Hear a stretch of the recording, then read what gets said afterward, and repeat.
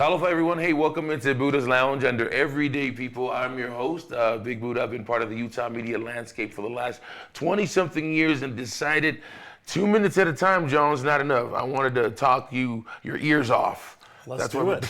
I'm an everyday people. Come on now. Come on now. So the whole reason why we do this podcast is we go out and find everyday people like yourself doing extraordinary things, whether you think so or not. I know you've touched a lot of lives, you've changed a lot of lives. You're continuing to do so. Being someone who I'm not the only one, and I hate to sound like I'm the only one who's ever been through mental health, whatever. We've all gone through all that stuff, right? But I am happy to say that I have a failed suicide attempt, obviously, and I'm sitting here before you. But I don't know what I didn't. I didn't know what I didn't know. I didn't know there was a resource. I didn't know my friend had all this help that could have helped me at my worst possible situation. Ladies and gentlemen, please show your love. Welcome into the show. Good friend, and I think he's probably an angel in disguise as a human being. My man Jon Gossett, and he's the one that's in charge of the longest anti-suicide walk. Thank you so much for joining us, my friend. Hey, appreciate you, man. No, I appreciate you. You and Andy Judd, man, you guys are out about slanging goodwill, trying to get people to give back the way you have. Can you take us all the way back to the beginning and the origin story? Like if this were a Marvel comic story, give me the origin story of how this all started. Well, suicide obviously has been around forever. I wasn't really a part of that story or even had it in my radar until 2014, and I live in Tooele County, and we ended up having a rough year where we had, I think, 24 suicides in 1 year. And some of those were kids, some were adults, but 2 of them ended up being people that I had associated with. One was a boy that wrestled on the high school team with my son. Another was my best friend's son, and they happened a day apart. And I had known about a little girl at the junior high school that had passed away the week before, another young man that had been discharged from the military for having a peanut allergy, and he was about 2 weeks later. And so here within a month, there were 4. Jeez. And all of a sudden it became... And they were not strangers to you. You kind of knew who they were, right? It's a small town. 2 of the 4 I really knew. Yeah. The other 2 I knew of through like social media and stuff. But yeah, I'm going, wow, what's going on? What has changed? Because I mean, if you go back to when you were a kid and I go back to when I was a kid, did you know anybody that had died by suicide in your school years? I had to really think about it. I don't recall anybody to be honest. And maybe if there was, but they kept it very, very quiet. Yeah, and that was me. I didn't know anybody. And so I'm going, like, where is this coming from? Why are these kids, because these were great kids, right? Why are they feeling hopeless enough to think that that's what they need to do? So it kind of just weighed heavy on me for a while, and then it was about 3 a.m. My wife woke up and I was laying in bed wide awake, and she goes, what's going on? I says, you're gonna be mad, but it's been bugging me ever since we got back from St. George when the 2 had passed. And I said, I think I'm gonna start a suicide prevention foundation. And she kind of shrugged me off at 3 a.m, like, go back to bed. Quit talking. Told you not to eat ice cream before you sleep. What's wrong with you? Yeah. But she was just like, she's like, you don't know anything about it. And I didn't. But I kept thinking, if I don't do it, who's gonna do it? And I'm kind of embarrassed to say this. Like, I've not really ever struggled with depression. Listen, you can go to my family reunion and you'll see some people that have some mental health issues, right? So, whose family does it? Right? We all got jacked up in our family. Come on now. Exactly. But I'm going, maybe I don't have that connection, but I really believe the fact that I'm always pretty happy makes me be able to do what I do, because it's heavy and it's hard. And if I could tell you the stories that, I come across weekly, we had we had a suicide, and I guess I could share about this because it's been on social media. A very good friend of mine lost her sister a year ago to suicide. And last Thursday, I was running the support group at the hospital and found out that that sister's husband took his life, leaving a high school senior that was their only child. And she's lost both of her parents. And so, my heart breaks for what people are going through. But again, I think if I struggled with depression and I struggled with some of those things, it would be really hard for me to do what I do. I want to agree with you. I think just because you haven't been through that journey doesn't mean you don't have a heart. It doesn't mean that you're not sympathetic, right? And maybe you're right. That's your superpower, not having that experience. So now you can really focus on the people. Yeah. I agree with you. I totally agree with you. But it always made me feel bad. Like maybe I shouldn't be in this arena because I don't have that personal connection to it. I didn't lose a family member. I didn't. But you know what? You look around and man, it's everywhere. And it is in my family. I just wasn't aware of it. And so once you're in that arena, I think things start standing out to you and you're like, wow, how did I not know that? How did, you know what I mean? Has the stigma or has the surrounding, the circumstances of suicide changed? For example, I remember when I was a kid, when it was talked about as if it was the worst thing on this world. Or is it now more of like, hey, it's a cry for help and we want to get to them before it happens, right? But has it changed the perception? I think so. And the way I was raised in my particular faith, they would say, well, if you take your life, that's murder. Yeah. And if you take your life, you're going to hell. That's kind of harsh, yeah. Right? And so I think in my particular faith, I think you've seen a change from the fact that you go, if you believe in a God and you believe in that higher power and you believe that he's, whether you call him your heavenly father, your father in heaven, God, whatever, he is like our father. And I think he understands. And I think this is not giving a pass to anybody, but I think you're graded on a curve because, all of us come here and Earth is not perfect and we're not perfect. And you get here and you go, if you're struggling and you have a mental health issue, I'd have to believe that you're graded on a curve because everybody does the best they can with what they've been given. Yeah, you got to. Right? I always tell, this is my own conversations with God. I say, I love you, God, but you got some jacked up kids down here. Yeah. I'm one of them too, but damn, man, you got some jacked up kids. That's down true. Here. And so I got to remember, it's not God, it's not those, those circumstances. Everybody has a different circumstance, but to have a friend, I would say, like, again, that is your superpower, man. Thank you. I think that makes you not impervious to what's going on, but I think you can understand. You can really grasp what people are going through. Well, you kind of, this is 11 years for me. Yeah. So. And without your personal baggage getting in the way of helping someone. That's what I wanted to say. Yeah. I got plenty of baggage. I didn't say you didn't have any. maybe just not in that lane, but yeah, it's interesting because 12 years ago, if somebody had said, hey, you're going to devote, the next decade of your life in suicide prevention, I've been like, what? No way. I'm funny. You can't be funny if it's suicide prevention. You can't laugh. You can't joke around with it. You know what I mean? Yeah. So I'm going, this is way out of my scope. So, it's been good. I'm grateful for the circle of friends. Like, I wouldn't have known you. I wouldn't have known Andy.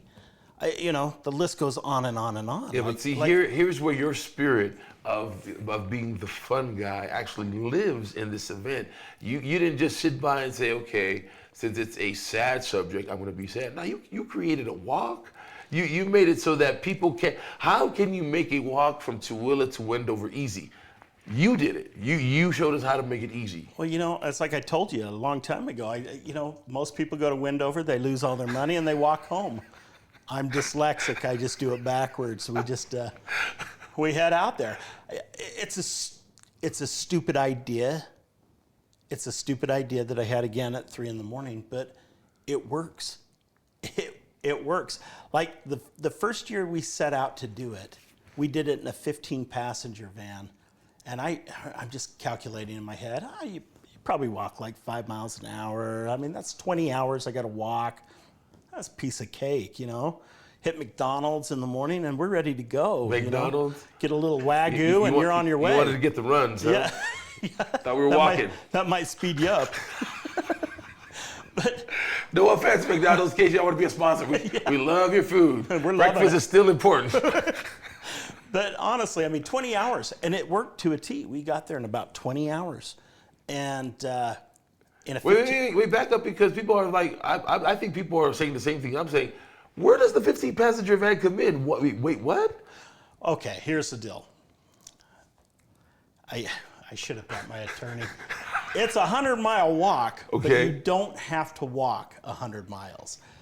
That's where the fun comes in. Okay. So we have upgraded. We still have a 15-passenger van, but we bring 2 brand new tour buses. And those buses are because you need protection from the cars that are passing. Okay. So we keep a tour bus right behind you and a sheriff car right in front of you. And then we're sandwiched in between those walking so that nobody gets hit. And, you know, once you hit the West Desert, you don't need to worry about that. So it's like F-U-N, fun. You guys are the U in that fun. And it's... I wasn't going to say the other one, just... Because you said you're fun. I'm trying to match your fun. Hey, fun does start with F-U, I guess. So it's one of those deals. I didn't know where you were going with this whole See, I just tossed the softballs and my man hits them out. See? There you go. But it has been the coolest thing. And you know, it's not as hard as you think. I've had people that have walked 3 miles of that 100 miles. And I've had people that have walked 75 miles. Typically, I would say most people walk about 30. Do you ever have anybody like, Billy, you need to get out there. You've only been walking 4 blocks. I'll tell you, the guy that walked 3 miles did it with one of those little oxygen tanks and wheels. Well, don't I feel like crap? I was sitting there going, I was impressed he did 3 miles. I'm like, that thing banging around in the rocks on the dirt road. But he did it. And we've got people that go from age 5 to 80. We do recommend that you visit your doctor and make sure that you are in consult good enough health. Shoes are important. Shoes. We do make you sign a waiver because have you ever lost anybody in the West Desert? You know what? Why do you ask me questions that I can't answer? You know I can't. Ever since we had that court thing, I can't talk about that. You know darn well I can't talk about that. So I'm just like... And John Absey can't talk about it either. Yeah. You better tell him. He's spilling all the tea right now. So yeah, I mean it's one of those deals. I think it's gonna be great. This happens to be our 10th annual. We've been doing this for a decade. Let's give you some details about this because the big time just showed up. Anyway, okay, look. Hey, and this man's been part of the walk. Jon Absey has just walked into the building. He's going to be part of the show. Now, the whole reason why I wanted Jon to come on to talk about this, look at what kind of drugs is he taking? Anyway, we'll talk about that stuff when he comes up. But here's the reason why we invited. Come and sit next to him, even though you're not mic'd up. Come on in. You're not supposed to be here. Yeah, Andy's not happy with you. Why did you? Dang it. Anyway, yes, the legend is here. He's here. But look, he's here. And then Jon Absey showed up too. Yeah. You were talking about me, right? He's here all weekend, guys. Try the deal. No. You know, our good friend Jon Absey, the original Utah Jazz Bear mascot, he gives of himself to this event. Last year, I heard he was in a side-by-side. What's Jon doing for you this year again? You know, so this year, he's coming in a side-by-side again. I'll tell you what he's amazing at. We put him in a side-by-side. We had him, we had Andy Chudd, we had Charlie Jenkins. You put the 3 of those guys in a side-by-side. And Charlie doesn't even drink. What the heck?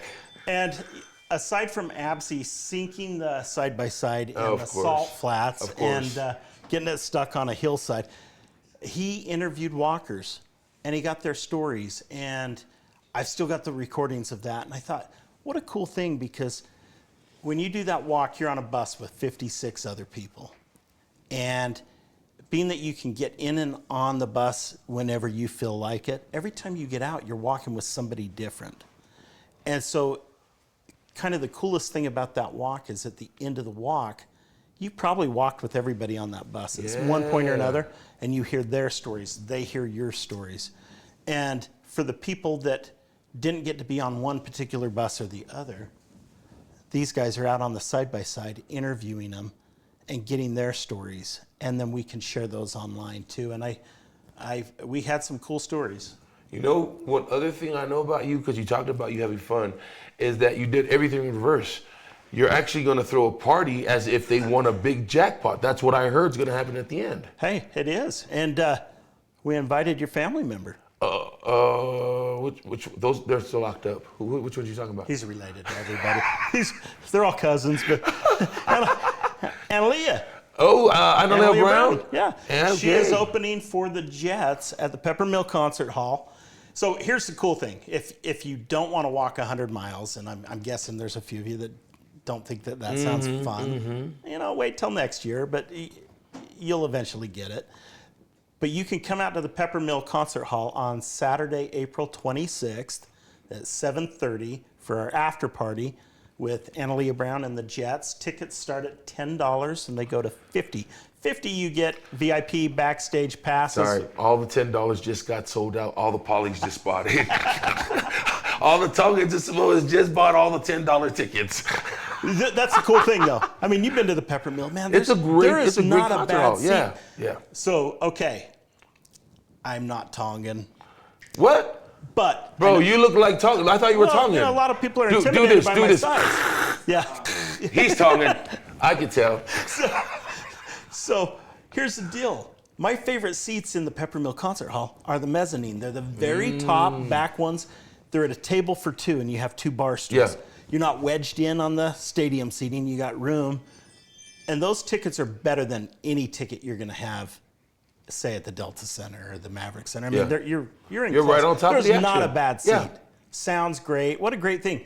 Then after that, you can come and hit the blackjack tables where after I've walked 100 miles, I'm still going till like 3 in the morning or till the money runs out.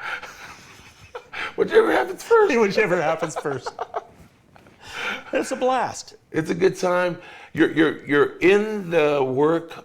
You're doing a good cause, right? You're in the work for a good cause, but it doesn't feel like it. You're actually having fun. We're having a blast. And I forgot to mention, as you're getting on to get those $10 tickets, windoverfun.com. All right. You can get a team together, raise at least $500. We ask you to raise $500 a person. Now, if you have a connection to suicide, I hope you don't, but if you do, it's really easy to raise that money because you go on social media and you say, this is my story. This is why I'm walking. And you'll be surprised how many people will jump on to support. And it will change your life. Well, this is what we're going to do. Thank you for coming on and setting the table for us. We did invite our good friend, Jon Absey, to come on. And, he didn't want to talk about what he's got going on. Guess what he wants to talk about? You know what he wants to talk about? Well, it's because I paid him to say that. Okay, let's not get into semantics, okay? Whether you paid him or not, he wants to talk about the walk, okay? He's a stud. This is my favorite person. Yeah.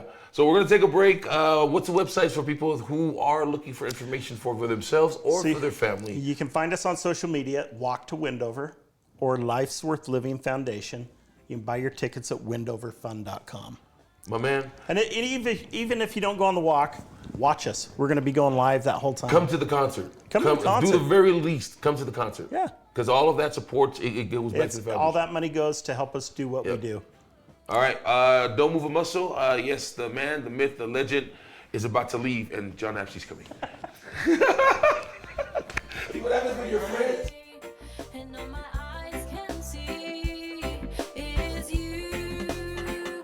If there's a love in my ear, welcome to my world. share the good times together. It's only one world, let's share it together. 'Cause all my eyes can see is you, my dear.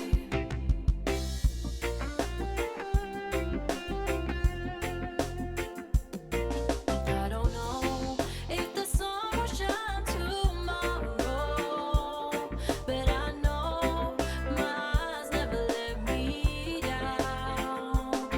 And it tells me you're my future, and I believe my eyes. And I don't care if the sun don't shine anymore. If it is love, my dear, welcome to my world. And let us share the good times together. It's only one world, let's share it together. 'Cause all my eyes can see. I didn't do it. I swear. You don't have the. I didn't do you it. don't It's have the like- suit on to protect you. I know. Trust They me. can actually see you. I know. Yeah, okay. It's weird. It's all over. Freaking me out a little Welcome back in. He's back. Our good friend of the show, Jon Absey, the original Utah Jazz Bear.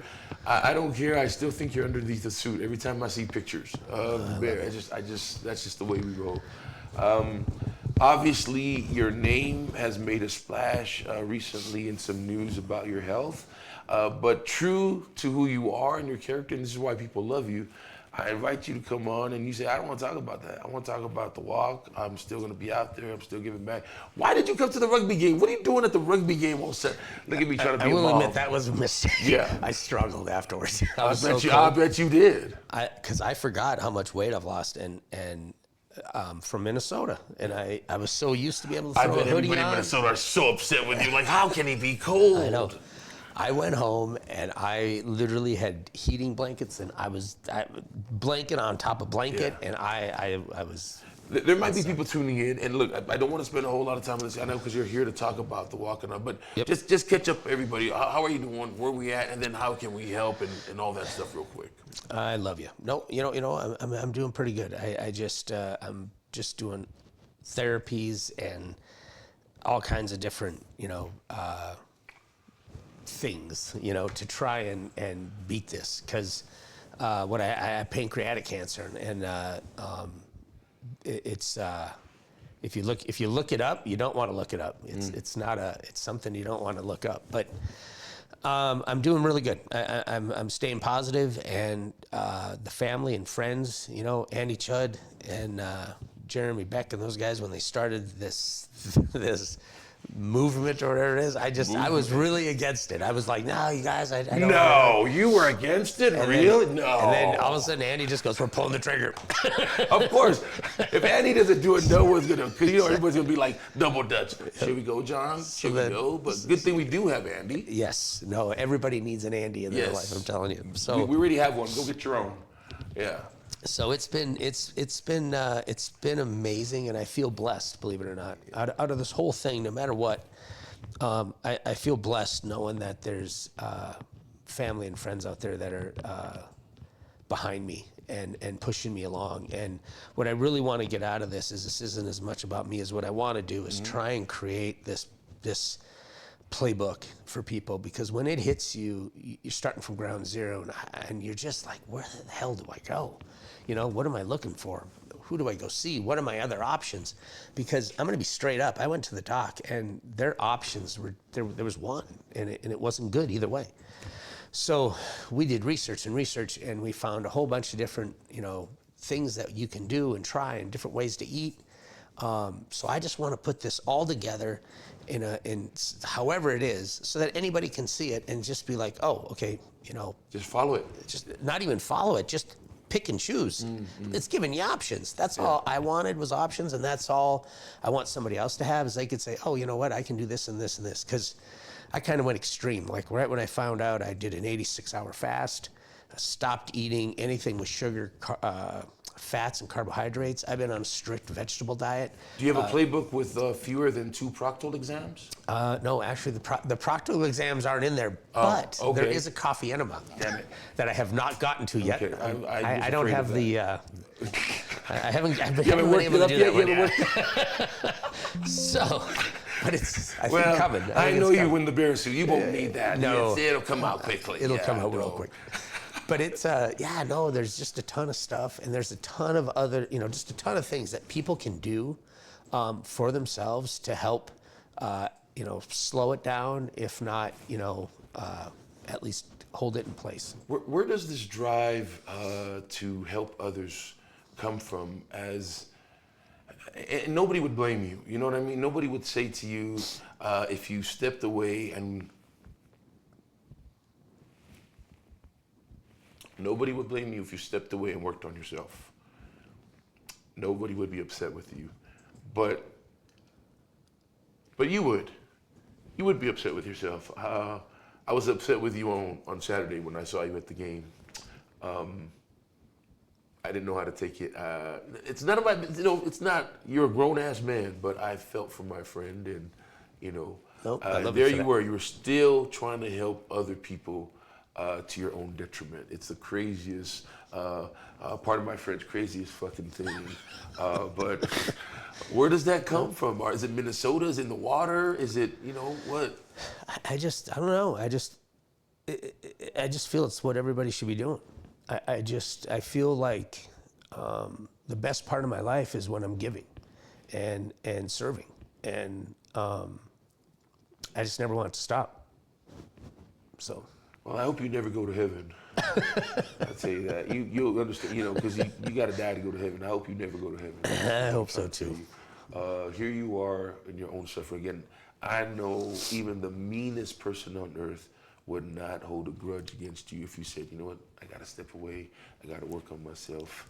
But that's not who you are. But I don't know. I mean, like they say, they did a study, and they studied how much serotonin levels went up when somebody gave or did something nice for somebody else. And that person who did it, their serotonin levels went up. The person who received that gift, their serotonin levels went up.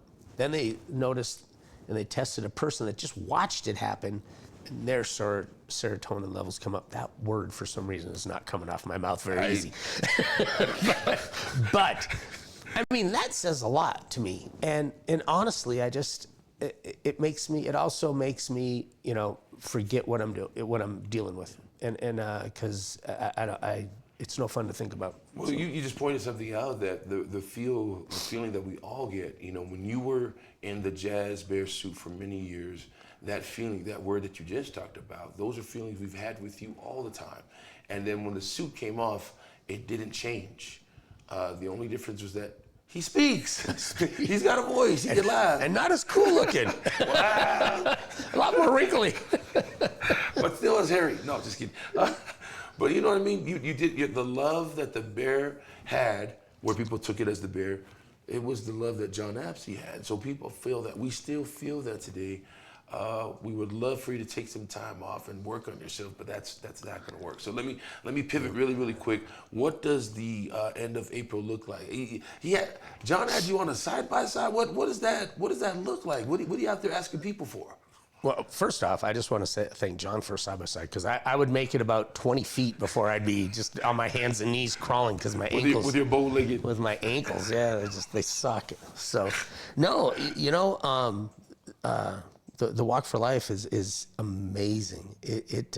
I've been fortunate, and I'm so glad that John asked me to come out and do it a number of years ago, because I've always heard about it. And I'm just glad that I finally took that step to be part of it, because there's still people that I met on that trip or on that walk that I'm doing stuff with today. And it's just, you create a bond and a relationship with those people, because you're in a group of people that are all have dealt with or are dealing with the same, tragic instances due to suicide. And you're able to connect and talk with these people. And there's relationships are what's important. Being able to talk to somebody openly that's going to understand and listen to you, you know? Yeah. I'm not going to ask you because we'll do it ourselves. We're going to put a link to all of the stuff that Jon's got going on to help him out. We'll put it on our Facebook. People call me when we're live. They don't believe that we're live. It's the craziest thing. Yes, I'm live. Yeah. But we'll put it in the comments. We'll put it there so you guys get that. You know how that is. But we would love, we here at Everyday People, we want to be part of the walk. We're helping out. We're going to be at the Pepper Mill, but we'd love to lend our support with anything you got. You know, we just want to step our game up. You know, so anything you got. What do you mean stepping up? We're trying to keep up with you, big guy. You're killing it. No. And especially killing it with those white socks and white shoes. I mean, boom. You're going to talk to me about fashion? Okay, I'm gonna let that slide. Since you're sick, I'm gonna let that slide. I'm sorry. I was just saying. I was just like, where's Luke when you need him? Where's Luke when I need him? That is funny. I love it though. It looks good. See, he has his moments. I'll let you have that one. I'll share that one. Anything? Look, you've been a part of Utah's growing up. A lot of kids that came to the game, they later came and brought their kids. You know, and so you have been part of their happy and good times. I'm sure if they hear that the guy that behind the suit that gave them so many memories all those years is going through something. Yeah, the bear that sprayed silly string on your grandma, he's going through some stuff. The one that smashed the face with Alan Handy in your dad's face, Grandma, he's going through something. Yeah. I'm sorry, Grandma. Yeah. I know you're still out there. Sister Lewis gave you those sweatbands from Karl Malone that were used. I remember that anyway. Thank you for all the years of laughter, all the smiles, and the many more to come. Because like you said when we first talked, you know I'm not dead, right? I'm like, yes, you're not dead. I'm sorry. You're not. You're right. You're alive and well. We got this. Yes, we got this. We got this. I'm serious. I have an army of people and so many prayers out there, and I just don't feel ready yet. So there you go. Here's a personal question. I want to know for sure how far you are. Have you gone to church? Have you started going to church? You know. Just say yes or no. You ain't got to say nothing else. Just say yes or no, and I'll know where you're at. Yes or no. I always go to church. I've always Never mind. I go to church. I love you, bro. I love you. We got this. We got we do. this. We hope you can sign up. Please sign up. Get everybody in for your teams for the walk because we all want to make it bigger and better this year so that you guys can get stories from this guy driving around. I'm taking you guys on side-by-side rides. That's how we get stuck all the time. It's fun. And then they got to pull us out. It's great. It's a ton of fun. That's what happened the last time you got it sunk. All right. That's our time. Want to thank Jon Gossett, Andy Chud, and also our good friend John Absey for stopping by. Everyday People, Buddha's Lounge. If we've helped one person today, then we've done our job. Please put your money where your mouth is, especially the kind that folds. Give back, give often, and before President Trump takes all of your money away. Anyway, we'll see you guys next time. Stan Walker is going to be here on Friday. He's got a show April 5th at Kingsbury Hall. We're going to be giving away 2 tickets away on 92.5 The Beat. All right, bye guys. Cannonball! I knew you were going to do that. I knew you were going to do that.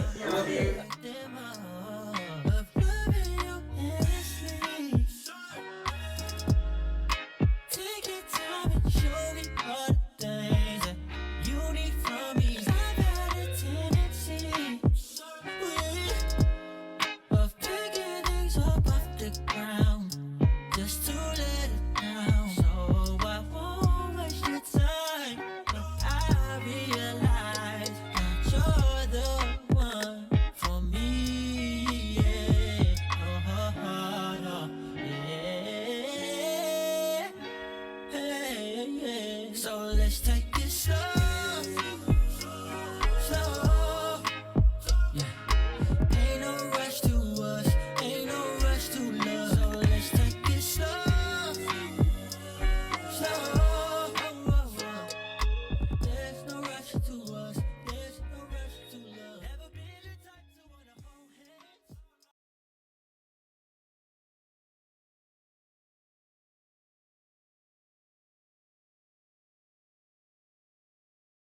you.